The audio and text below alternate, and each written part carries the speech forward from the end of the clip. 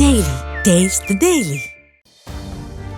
மத்திய பாஜக அரசு சாதிவாரி கணக்கெடுப்பை நடத்த வேண்டும் என மதசார்பின்மை பேசும் காங்கிரஸ் உள்ளிட்ட தேசிய கட்சிகள் தொடங்கி திமுக, ராஷ்டிரிய ஜனதா தளம் உள்ளிட்ட மாநில கட்சிகள் வரை தொடர்ச்சியாக வலியுறுத்தி வந்தன.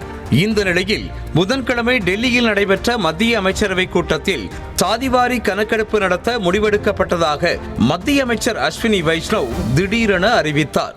Have used caste census only as a political tool. As per Article 246 of the Constitution of India, the subject census is listed at 69 in the Union list in 7th schedule. கடைசியாக 1931ஆம் ஆண்டு பிரிட்டிஷ் ஆட்சி காலத்தில் சாதிவாரி கணக்கெடுப்பு நடத்தி முடிவுகள் அறிவிக்கப்பட்டது. அந்த விவரங்களை கொண்டே தற்போது வரை இடஒதுக்கீடு பின்பற்றப்பட்டு வருவதாக கூறப்படுகிறது. அதன் பிறகு சுதந்திர இந்தியாவில் சாதிவாரி கணக்கெடுப்பு நடத்த வேண்டும் என்று கோரிக்கைகள் அவ்வப்போது எழுந்து வந்த நிலையில் கடந்த 2011ஆம் ஆண்டு காங்கிரஸ் ஆட்சியில் நடத்தப்பட்ட தேசிய மக்கள் தொகை கணக்கெடுப்பு சமூக பொருளாதார ரீதியிலான சாதிவாரி கணக்கெடுப்பாக நடத்தப்பட்டது. ஆனால் சாதி ரீதியான கணக்கெடுப்பு விவரங்களை மத்திய அரசு வெளியிடவில்லை. 2014இல் மத்தியில் பாஜக ஆட்சி அமைந்த பின்பும் சாதிவாரி கணக்கெடுப்பு குறித்த கோரிக்கைகள் தொடர்ச்சியாக வைக்கப்பட்டு வந்தன. கடந்த நாடாளுமன்ற தேர்தலின் போது இந்த விஷயத்தை பிரச்சார களத்தில் எதிர்க்கட்சிகள் தீவிரமாக முன்வைத்தன. ஆனால் மத்திய அரசு கணக்கெடுப்பை நடத்தாததால் பீகார், தெலங்கானா உள்ளிட்ட மாநிலங்கள் தங்களின் சொந்த செலவிலேயே சாதிவாரி கணக்கெடுப்பை நடத்தி முடிவுகளை வெளியிட்டன. இருப்பினும் அது தரவுகளாக மட்டுமே கருதப்படும் என்பதால் சட்ட ரீதியாக அங்கீகரிக்கப்படாது என்று கூறப்பட்டதாலும் சாதிவாரி கணக்கெடுப்பை மத்திய அரசு நடத்த வேண்டும் என்று கூறி வந்தனர். அதே கருத்தை தான் தற்போது மத்திய அமைச்சர் அஸ்வினி வைஷ்ணவும் கூறியிருக்கிறார்.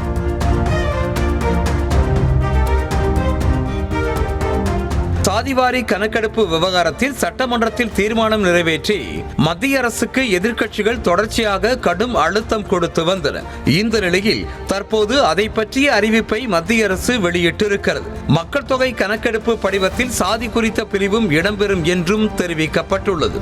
இதை காங்கிரஸ், திமுக, அதிமுக, பாமக உள்ளிட்ட கட்சிகள் வரவேற்றிருக்கின்றனர். மத்திய அரசின் இந்த முடிவை வரவேற்றிருக்கும் மக்களவை எதிர்க்கட்சி தலைவர் ராகுல் காந்தி சாதிவாரி கணக்கெடுப்பை நேர்மையாக வெளிப்படை தன்மையுடனும் நடத்த வேண்டும் என்று மத்திய அரசை கேட்டுக்கொண்டார்.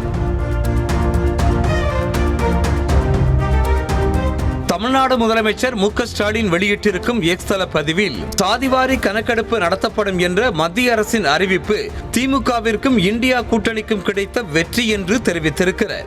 இந்த கணக்கெடுப்பு எப்போது நடத்தப்படும் என்றும் அவர் கேள்வி எழுப்பினார்.